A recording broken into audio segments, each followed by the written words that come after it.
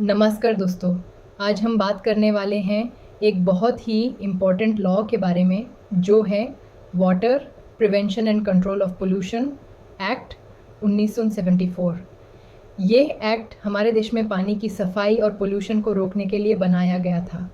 आज के इस वीडियो में हम इस एक्ट की हिस्ट्री, ऑब्जेक्टिव्स, की प्रोविजंस, पावर्स, पेनल्टीज़ और चैलेंजेस को डिटेल में समझेंगे।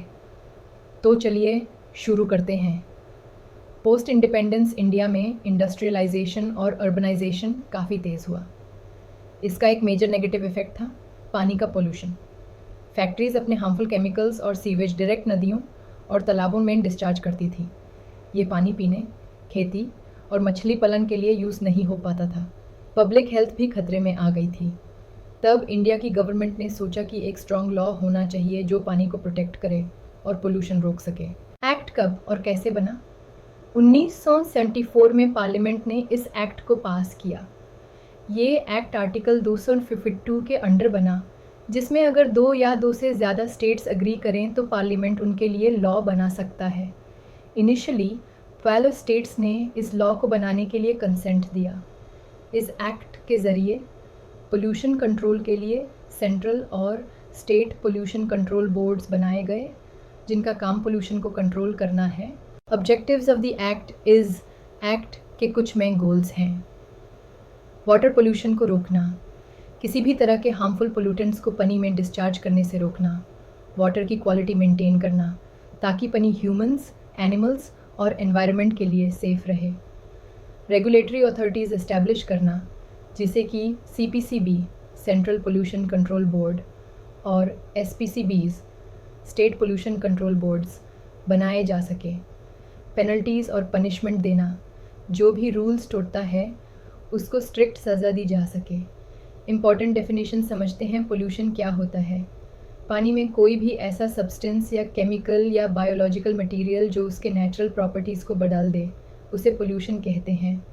ट्रेड, एफ्लुएंट, इंडस्ट्री से निकालने वाला पोल्यूटेड पानी या लिक्विड डिस्चार्ज। सीवेज एफ्लुएंट, घर या सिटी से निकालने वाला कंटेमिनेटेड वाटर। स्ट्रीम, नदी, झील, तालाब, समुंदर या किसी भी प्रकार का नेचुरल या artificial water body. Institutional setup, CPCB और SPCB central pollution control board. CPCB central government के अंडर काम करता है। इसका रोल है पॉलिसीज़ बनाना, गाइडलाइंस देना और स्टेट्स को सपोर्ट करना, रिसर्च करना, पोल्यूशन डेटा कलेक्ट करना और पोल्यूशन कंट्रोल के लिए ट्रेनिंग देना भी इसका काम है। State pollution control boards, SPCBs। हर स्टेट का अपना पोल्यूशन कंट्रोल बोर्ड होता है। ये स्टेट के अंदर वाटर पोल्यूशन को मॉनिटर करता है। इंडस्ट्रीज़ को कंसेंट देना, परमिशन उनके एफ्लुएंट्स डिस्चार्ज करने के लिए, इंस्पेक्ट करना, रिपोर्ट्स बनाना और पोल्यूशन रोकने के लिए स्ट्रिक्ट एक्शंस लेना इसका काम है। कंसेंट सिस्टम क्या है? अगर कोई इंडस्ट्री पानी में कुछ भी डिस्चार्ज करना चाहती है तो use state pollution control board से कंसेंट टू एस्टैब्लिश और कंसेंट टू ऑपरेट लेना ज़रूरी है। ये कंसेंट तभी मिलेगा जब इंडस्ट्री अपने वेस्ट वाटर को ट्रीट करके पोल्यूशन स्टैंडर्ड्स के अंदर डिस्चार्ज करेगी। अनऑथराइज्ड डिस्चार्ज करना इलीगल है और इसका पनिशमेंट भी है। स्टैंडर्ड्स फॉर वाटर क्वालिटी और एफ्लुएंट CPCB और SPCBs ने पानी में पोल्यूशन के लिए अलग अलग स्टैंडर्ड्स सेट किए हैं। ये स्टैंडर्ड्स डिफ़ाइन करते हैं कि पानी में किस टाइप और क्वांटिटी में पोल्यूटेंट्स अलाउड हैं। ये इंश्योर करता है कि पानी यूज़ के लिए सेफ़ रहे, चाहे वो ड्रिंकिंग वाटर हो, इरिगेशन हो या एक्वाटिक लाइफ के लिए। 8. Powers of pollution control boards के पास कई इंपॉर्टेंट पावर्स हैं, जैसे कि इंडस्ट्रीज़ का इंस्पेक्शन करना, पोल्यूशन कंट्रोल नॉर्म्स को एनफोर्स करना, नॉन कंप्लायंट इंडस्ट्रीज़ को क्लोज़ करने या उनकी electricity, sanitation, water supply cut करने का ऑर्डर देना, लैबोरेटरीज़ इस्टेब्लिश करना पोल्यूशन चेक करने के लिए, पब्लिक अवेयरनेस प्रोग्राम्स चलाना, पेनल्टीज़ और पनिशमेंट्स अगर कोई इंडस्ट्री या इंडिविजुअल पानी पोल्यूशन लॉज तोड़ता है तो 6 साल तक की जेल हो सकती है। साथ ही हेवी फाइन्स लग सकते हैं। अगर वायोलेशन कंटिन्यू करता है तो डेली फ़ाइन भी लगाया जाता है। बोर्ड्स के पास इंडस्ट्रीज़ को बंद करने का भी अधिकार है। Water cess act 1977। Fund collection pollution control के लिए पैसे की ज़रूरत होती है, इसलिए 1977 में एक और एक्ट बना, वाटर सेस एक्ट। इस एक्ट के तहत इंडस्ट्रीज से उनके पानी इस्तेमाल पर एक टैक्स या सेस लगाया जाता है। जो पैसा कलेक्ट होता है यूज़ पोल्यूशन कंट्रोल और एनवायरनमेंट इम्प्रूवमेंट के लिए यूज़ किया जाता है। चैलेंजेस इन इम्प्लीमेंटेशन इन्फोर्समेंट की कमी। एसपीसीबीज़ के पास कभी कभी रिसोर्सेज और ट्रेंड स्टाफ की कमी होती है। पॉलिटिकल प्रेशर, कई बार इंडस्ट्रीज़ को इन्फ्लुएंस करने के लिए प्रेशर आता है।